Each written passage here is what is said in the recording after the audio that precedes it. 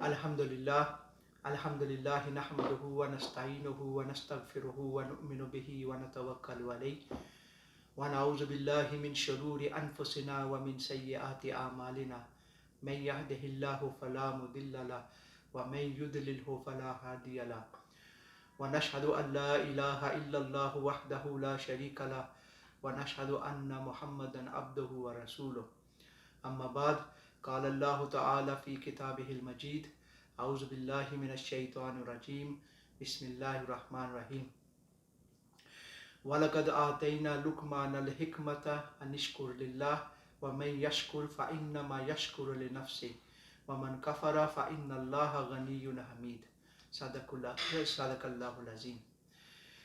Respected brothers and sisters, as this is the last Friday of this blessed month of Ramadan, I would like us all to reflect on a very important Islamic concept, and that concept is called shukr. So I want us to reflect on what is this concept and why is it important. Now, during this blessed month of Ramadan, we wanted our community to grasp some very important concepts of Islam, their deeper meaning, and how they help to shape a Muslim character. So we wanted our community to understand these concepts and how they shape our Muslim character as well as the character of the Muslim community. So once these basic fundamental concepts are understood and absorbed by our hearts and minds, and they become part of our behavior and our character, then inshallah we will become better people. And not only that, we will be able to develop a strong, cohesive and a just community life based on these concepts. So what are these concepts? These concepts are Tawheed, Risalat, Akhirah, Taqwa, Bir, which is righteous actions, Ihsan, which is striving to make sure you do better and better in everything, Tawakkul, putting our trust in Allah, Tawbah, constantly praying and doing dua to Allah, asking for our forgiveness, Shukr, being grateful and appreciating the favors which we receive, Akhuwa, which is brotherhood and sisterhood, and living between fear and hope, fear of the fire of hell and hope for Allah's Jannah, and the concept of dawah, which I covered in my last Jumu'ah khutbah, and enjoining good and forbidding wrong, and the concept of justice and balance in Islam. So these are all important concepts. So today I will be talking about what is shukr.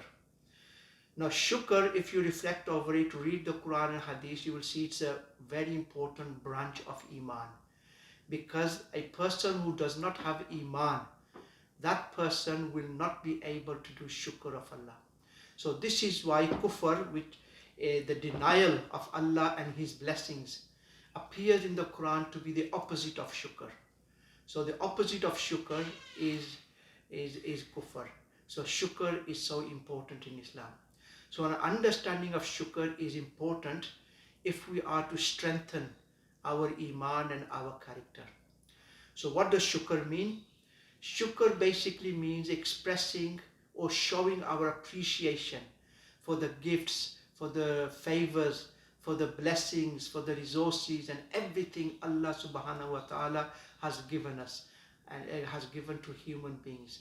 And we thank Him greatly for these things and to appreciate and value these gifts and these blessings. So this is what shukr is very briefly. So shukr appears to be a simple concept on the surface.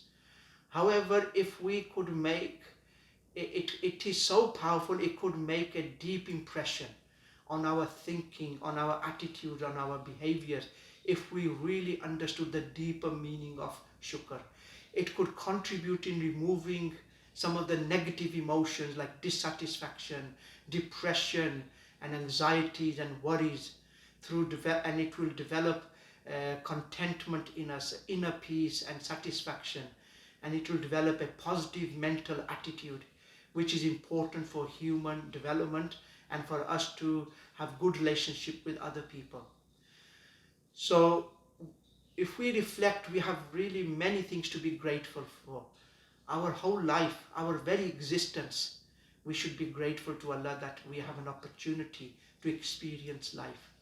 We need to be grateful for our body, our eyes and ears and hands and feet and everything we've got. Without this, life would be very difficult. We need to be grateful for all the things which we need for our survival. The food, the water, the clothing, the shelter and everything. We also need to be grateful for the people around us, our fathers and mothers, our family members, our friends, the rizq which we have, our homes, our teachers and everything else. And we should be grateful to Allah. In fact, this is the greatest blessing of Allah, is that He has guided us. We should do shukr, we should be grateful that Allah has guided us and blessed us with Islam. We should do shukr that He has enabled us to worship Him. Because if Allah did not enable us, we would not be able to worship Him. And we thank Him for helping us to complete fasting and prayers and give in charity. Because without Allah enabling us, we would not be able to do it. And so if we want to count the favors of Allah, we will not be able to count them. And the Quran says, وَإِن تَعُدُّوا نِعْمَةَ اللَّهِ لَا تُحْصُوهَا. And if you count the favors of Allah, you will not be able to number them. Most surely Allah is the forgiving and the most merciful. And in Surah Rahman, Allah says, Surah Ar-Rahman, فَبِأَيِّ آلَاءِ رَبِّكُمَا تُكَذِّبَانِ. Now this appears 31 times in this short surah. And which of the favors of your Lord will you deny? So there's so many favors, we should do this deep shukr within ourselves. The Quran Majid says, eat of the good things we have provided for you. Now we are all fasting. When we break our fast, just look at the different kinds of fruits. Each has a different taste. Look at the different dishes which we have. The lentils and the meat and the soup and the cakes and so many things. Eat of the good things which we have provided for you, which Allah has provided for you, and be grateful to Allah. Do shukr to Allah if it is Him you worship. Now Satan does not want us to worship Allah. So it says in the Quran, Satan, said to Allah, because you have thrown me out of the way, I will lie in wait for these human beings, for them on the straight way. I will lie in wait for them in the straight way. And then I will assault them from before them and from behind them and from their right and from their left. Nor will you find in most of them this sense of gratitude. So Satan is trying to make us ungrateful and negative about the blessings of Allah all the time. So in order to defeat the Satan, we need to do more shukr, reflect over the blessings and be sincerely grateful for these things. And Allah says, if you are grateful, I will surely grant you more. So more we are grateful to Allah, the more rizq we will get, inshallah. Now Prophet Sulaiman alayhi salam said in the Quran, and this is by the grace of my Lord to test me whether I am grateful or ungrateful. So Allah puts you into these tests to see if you are grateful or ungrateful. And He says, if any one of you is grateful, truly his gratitude is a gain for his own soul. Then we are grateful for ourselves. We will only benefit ourselves by being grateful. And if any is ungrateful, truly my Lord is free from all the needs. Allah does not need our gratitude. He is free from all these things. So being grateful is so important. In a hadith, the Prophet ﷺ said, he who does not thank people does not thank Allah. So the more we thank Allah, the more we thank people, the more we are grateful to Allah. And anything which the Prophet ﷺ received, which made him happy, which made him glad, he used to do sajda. He prostrated himself in gratitude to Allah. So this is what we find from the life of the Prophet ﷺ. And Hazrat Abu Huraira radiallahu ta'ala anhu says he learnt a dua from the Prophet ﷺ. And in that dua, he says, which he would never give up this dua, is, "Oh Allah, make me thank you greatly. Help me to keep you in my memory all the time. And help me to follow your guidance and keep me in the right way." So this is the dua which Hazrat Abu Huraira learned from the Prophet ﷺ. Yeah, and keep me a grateful servant all the time. So the early Muslims, they absorbed these verses of the Quran about shukr and from the hadith of the Prophet ﷺ. And so what they did, they embedded shukr not only into their character and their behavior, into their soul, but they also embedded this concept of shukr into the culture of a Muslim community. So you will see Muslims saying Alhamdulillah, Alhamdulillah, Alhamdulillah all the time. Subhanallah, Subhanallah, glory be to God, praise be to God all the time. It's a way of showing our gratitude to Allah and to the people. Yeah, so this is very important. So I have a few minutes left. I just want us to reflect now. We know what shukr is. We know its importance. What impact does it have on our mental health and well-being and on our social health? Now, there's a research was taken place in a couple of places. The conclusion of those research is people who consciously count their blessings, they tend to be happier people and less depressed, according to a research. And the research also showed that gratitude unshackles us from toxic, negative emotions. And gratitude has a lasting positive effect on the brain. So you can see the power of a mind which is grateful to Allah.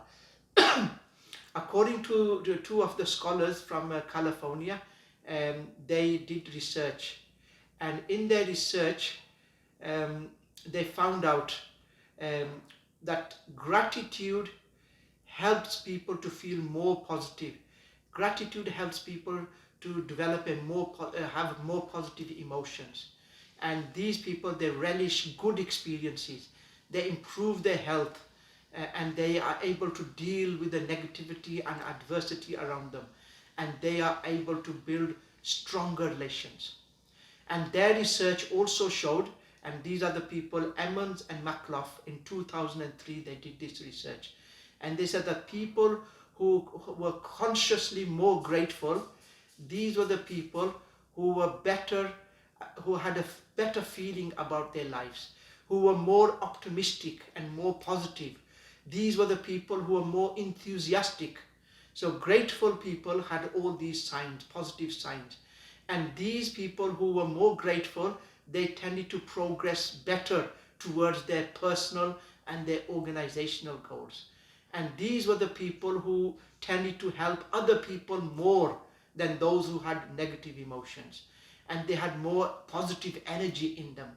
And they also surprisingly found out that those who did shukr were more grateful. They had fewer illnesses.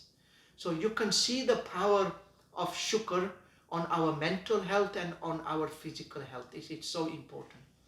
So shukr inspires people, to be more generous. Shukr inspires people to be kind and helpful.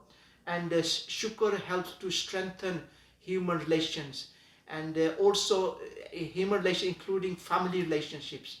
And it improves the climate at the workplace as well. So this has come out from their findings.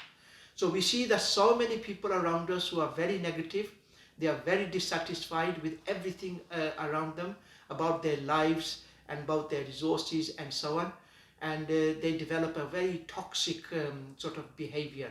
So this happens is when we become ungrateful and we do not adhere to shukr and we are not grateful to Allah. So we develop this negative attitude.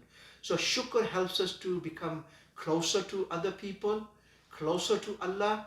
So as a consequence, it reduces conflicts.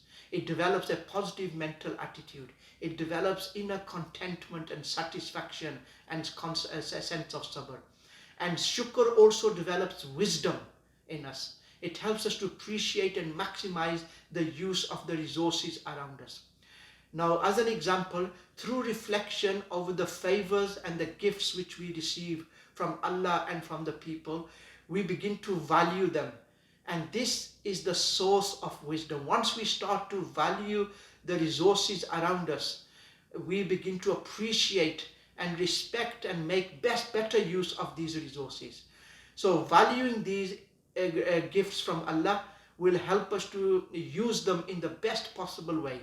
So we begin to value ourselves, We begin to value our hands and feet and our brains and everything Allah has given us. We begin to value our food and water and our financial resources, our family, our neighbors, our teachers. We develop a positive attitude towards them. We do not want to hurt them. And as a result, all these resources start working for us. And this is one of the signs of wisdom.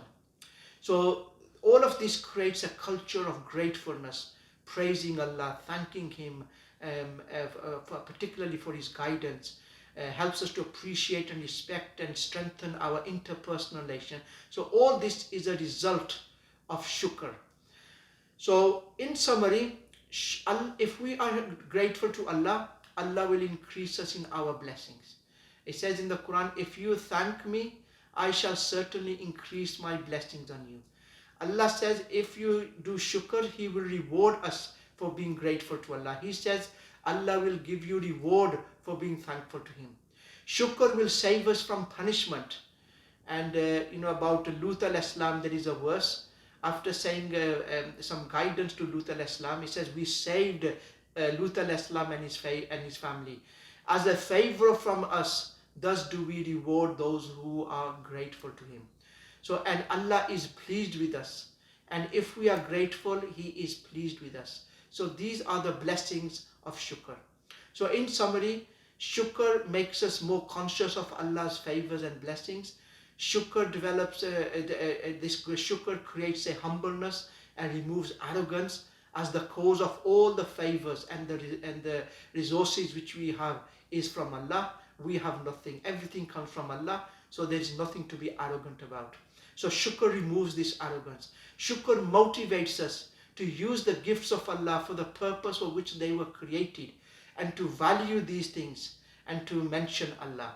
And shukr also develops appreciation and the value of time, the value of family, the value of all these things. And then we begin to use them in the best possible ways. And this leads to wisdom. So I hope that some of the reflection was useful to us. So after my talk, I would like all of us to continue our reflection over the concept of shukr.